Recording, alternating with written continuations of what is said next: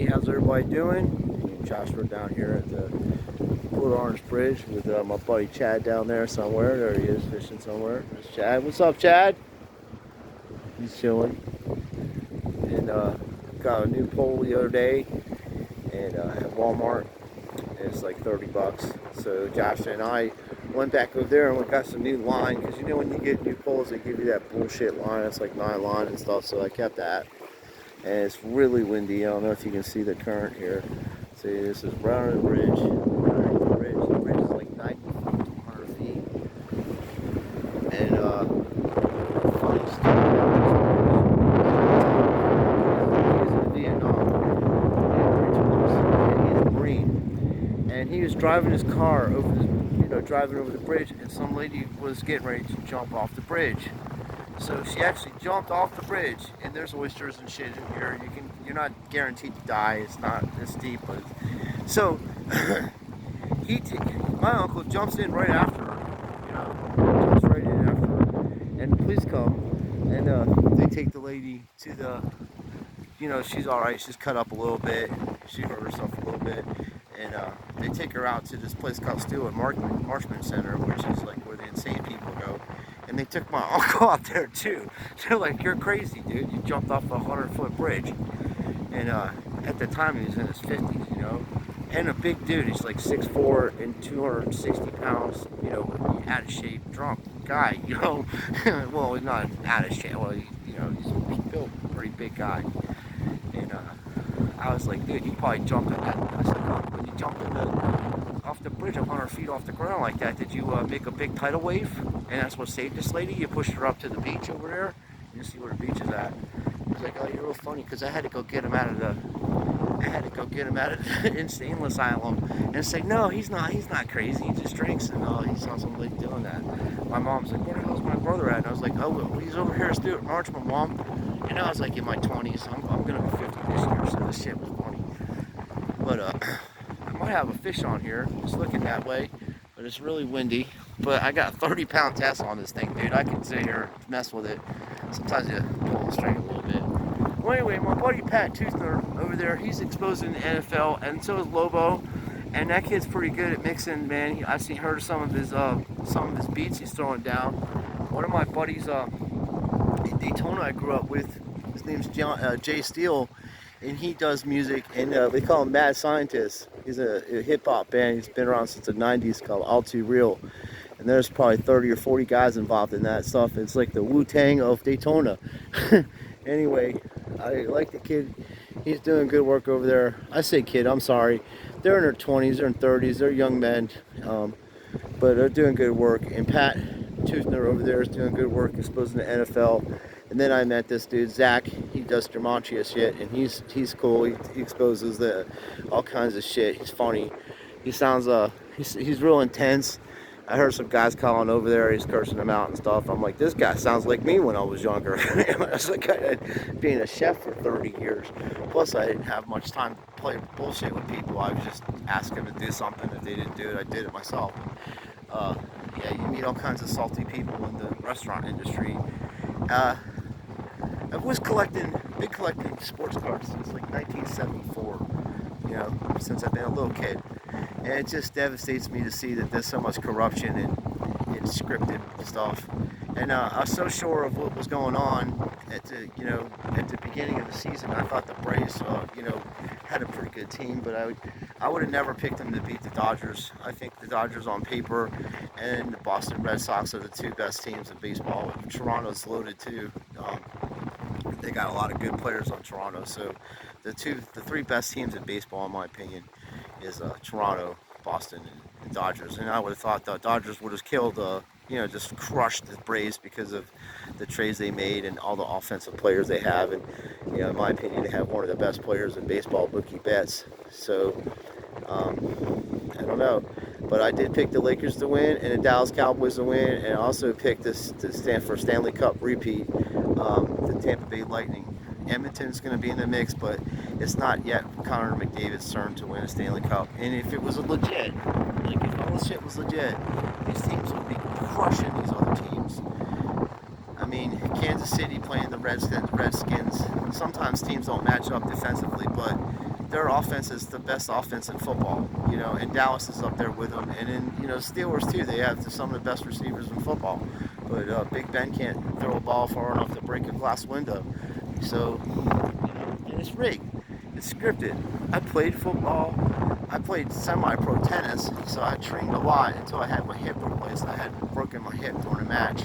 I went to go get a ball, hit and play, and when I ran, I went sideways and cracked my hip somehow and had to have it replaced when I was 28. So yeah, I played, you know, I trained and played pro tennis and competed a lot. I won the 1997 Light Up the Daytona Beach Shores tournament. I won doubles and singles, and that's, you know, on record and stuff. So and then, you know, a couple months later, I was playing in a tournament in Orlando, and I was playing hardcore, and just landed funny when I was running a ball.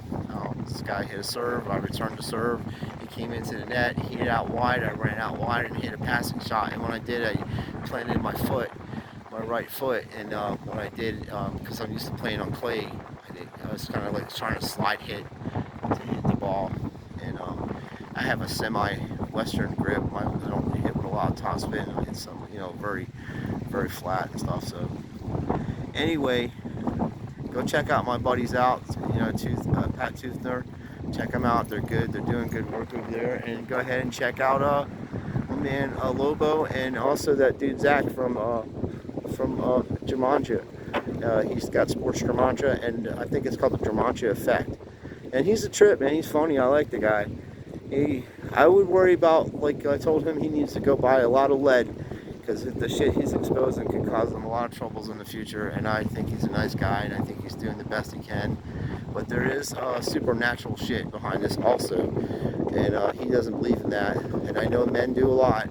You know, it's the work of men that put bad things and good things in the world, and women too. I mean, it's just evil, you know, and you got negative and positive energy in the world, and it all depends on what type of approach you want to use. I mean, if you want to be a negative person and do bad, rotten shit, then that's how you want to do stuff. That's how you want to live. That's up to you. That's your choice as a free person. But I'd rather not do that, and I'd rather not promote sports goods. Nice. Where'd you get that at? Oh yeah, that's where that. You know how we took that rope off that line off of this pole? We can use that, string that. I'll show you how to do it, bro. That's a 12 footer, 10 footer, bro. Nice. My man found himself a cast net without the rope. Yeah. You just have to add a rope now. Yeah, you get a rope on it. It will.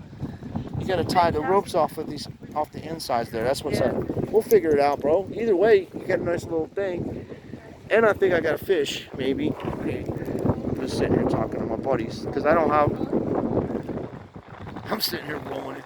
I got a line on here that's 30-pound test. There ain't no way, you know. Yeah, you can do it. I'm saying. It's windy, dude. You see what I mean? It's just really windy. And I got 30-pound test on this, and the drag is open. I have it open so it doesn't pull it in there. But what's cool about down here is they have somebody, when they bait these docks, I don't know if you can see it, there's little holes where you can put your fishing pole in, which is way cool. I think that's really cool. And anyway, over there the other day when I was having a sandwich, that's on the other side of the bridge there, Pat. Remember I was telling you when I get over here, I'll go ahead and film it and show you.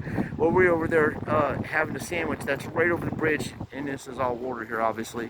So you would drive around this way and go back up on top of the bridge, underneath the bridge, I'm sorry.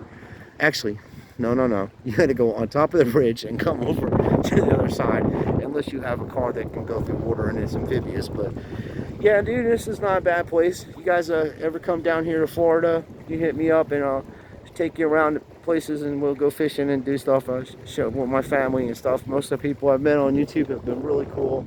I always call that one guy out, Jeff Wilson. I think he's the biggest grifter on you know, on YouTube, grifting people out of their money for these crappy cards he's trying to push, and the guy don't know shit about what he's doing except for grifting. He's one of the best actors I've ever seen on YouTube, and he's a propagandist. And I actually come on the show many a time, but he won't let me out on there because you know, I just expose him so badly on what he's doing with these fake ass overproduced cards that are out there. I mean, mass production. You think the 90s were bad? This ain't shit. They are making more cards now, more modern cards than they've ever made in the history of this. Because they know it's going to come to a grinding halt when people find out that this stuff is scripted and rigged. And even now, you know, you can see how shady Patrick Mahomes is playing. And I still say he's going to get injured. And you can, you know, and that's going to save face. And I think maybe now the Raiders in Buffalo might have a chance to go to the Super Bowl, especially what happened with this kid crashing that car. It's a damn shame. Hate to see anything like that happen. I don't know how true it is. I don't know what the circumstances is. I know someone lost their life, and all we can do is pray for the families that are involved in this. And this young fella that's playing football, Mr. Ruggs, hopefully he gets his life sorted out, and he can make an amends for taking a life. And you know, and my prayers are with him and his family, dude, and the people that happened to. That's horrible shit, but that's what goes on, man. This is what I'm saying. These Jesuits and these Luciferians and shit, they get these kids involved in some screwed up stuff, offer them the sun, the moon, and the earth, and they'll do anything. And then, you know, some of these dudes crack.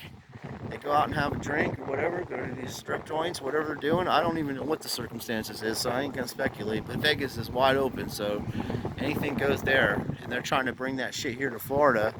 They're going to try to have people vote on having casinos and legalize gambling here and stuff, which I don't really agree with. Seeing what happened in Philadelphia, they actually put it in Ben Salem because it was so screwed up. Parks.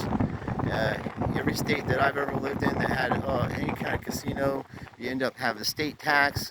You end up getting taxed on all kinds of stuff, and it just doesn't benefit anybody but the gangsters. Nobody's going to get any money for school. That's a whole bunch of bullshit. They're not going to do nothing to help anybody. They're just going to get your money. So hopefully I can get some live stream going pretty soon. Joshua will have to show me. And then maybe we'll get together and everybody can come together and we can talk about stuff and see what we can do to fix this. Because we're all a lot of talk right now, but there's no real solutions to this problem. And you can, you know, my fear is that there's not going to be enough people that woke up from this until it's too late, especially invested in sports cards, modern day stuff, and God only knows how long this has been going on.